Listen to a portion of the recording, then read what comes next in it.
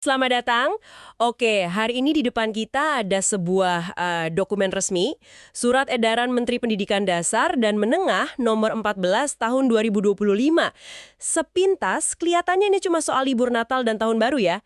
Tapi, kalau kita telusuri lebih dalam, wah ini lebih dari sekedar pengumuman tanggal merah. Ini sinyal besar tentang cara pemerintah memandang waktu libur anak-anak kita. Misi kita hari ini adalah membedah apa artinya ini buat Anda, baik sebagai murid, orang tua, maupun pihak sekolah. Dan konteksnya pun menarik ya. Libur semester kali ini kan beririsan dengan libur nasional. Jadi ada harapan juga untuk ikut menggerakkan ekonomi. Makanya surat edaran ini mencoba menyeimbangkan banyak hal. Hak anak buat istirahat, kesempatan keluarga kumpul-kumpul, tapi juga yang paling penting, memastikan anak-anak tetap aman dan siap balik ke sekolah dengan mental yang segar. Ini bukan sekedar surat libur biasa, ini semacam kebijakan kesejahteraan anak. Mari kita mulai dari poin yang kayaknya paling banyak dibicarakan ya, soal pekerjaan rumah. Surat edaran ini secara terang-terangan meminta sekolah untuk tidak memberi PR. Ini sebuah terobosan bukan? Oh, sebuah terobosan besar sih. Imbauannya sangat jelas. Jangan bebani murid dengan tugas akademis yang berlebihan, apalagi tugas yang butuh biaya besar, atau yaitu yang bikin anak harus nempel terus sama gadget dan internet. Kalaupun ada tugas, syaratnya harus yang menyenangkan, bisa melibatkan keluarga, dan nggak memberatkan finansial. Ini kan pengakuan ya kalau belajar itu nggak cuma lewat tugas-tugas terstruktur.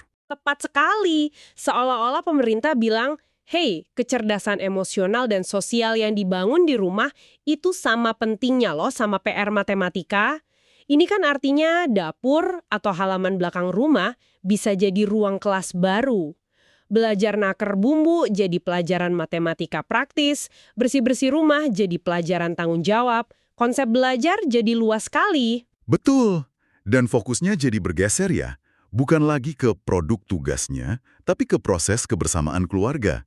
Nah, ini membawa kita ke bagian kedua yang sangat detail dalam surat edaran ini, panduan untuk orang tua. Oke, jadi pemerintah nggak cuma bilang jangan kasih PR, tapi juga kasih alternatifnya.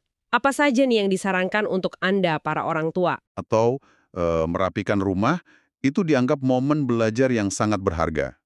Terus didorong juga untuk lebih sering dialog, tanya minat anak, dengarkan pengalaman mereka, intinya hadir secara utuh. Lalu ada isu yang, ya ampun, selalu relevan di setiap keluarga, gadget. Gimana surat edaran ini mengaturnya? Poin ini ditekankan sekali. Orang tua diminta untuk menetapkan batasan screen time yang sehat, terus wajib mendampingi anak waktu mereka di internet, dan aktif mengarahkan ke konten yang positif. Ada juga peringatan keras untuk menjauhkan anak dari konten kekerasan, pornografi, judi, sampai disinformasi. Ini semua kedengarannya sangat ideal ya, tapi seberapa realistis sih panduan ini? Terutama untuk keluarga yang mungkin kedua orang tuanya bekerja dan waktunya sangat terbatas.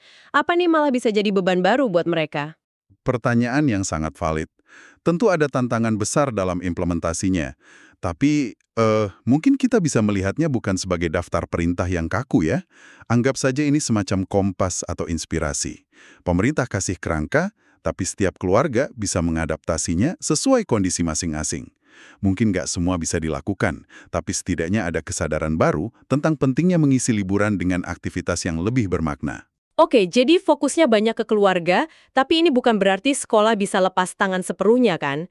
Apa yang masih jadi tanggung jawab mereka waktu gerbang sekolah sudah dikunci? Oh, tentu saja tidak. Sekolah tetap punya 3 kewajiban utama.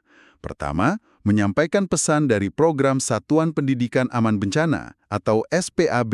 SPAB ini kan program kesiapsiagaan nasional itu ya, yang tujuannya bikin lingkungan sekolah jadi tangguh bencana, berarti ini bukan imbauan musiman, tapi bagian dari sistem yang lebih besar. Persis, pesannya sangat praktis. Kenali risiko bencana di sekitar, tahu jalur evakuasi, simpan nomor darurat. Kedua, sekolah wajib menjaga keamanan asetnya, laboratorium, perangkat komputer, dan lain-lain. Dan ketiga, ini yang krusial. Sekolah harus menyediakan kanal pelaporan yang gampang diakses orang tua kalau terjadi sesuatu yang mengancam keselamatan murid. Jadi kalau kita tarik benang merahnya, surat edaran ini benar-benar kayak mendefinisikan ulang makna liburan sekolah ya. Bukan lagi sekadar waktu kosong di antara 2 semester, tapi semacam jembatan yang sengaja dibangun untuk pengembangan karakter, penguatan ikatan keluarga, dan belajar di dunia nyata. Tepat. Kebijakan ini memandang liburan sebagai bagian integral dari ekosistem pendidikan itu sendiri. Ini adalah upaya untuk memastikan kesejahteraan holistik anak, bukan melulu soal capaian akademis. Liburan jadi ruang belajar yang berbeda yang dikelola bareng-bareng oleh sekolah dan keluarga sebagai mitra yang setara. Ini jadi memunculkan satu pertanyaan penting untuk Anda renungkan di rumah. Selain keterampilan hidup yang sudah disebutkan tadi, satu keterampilan non-akademis apa yang menurut Anda paling krusial untuk dipelajari seorang anak selama liburan panjang di rumah?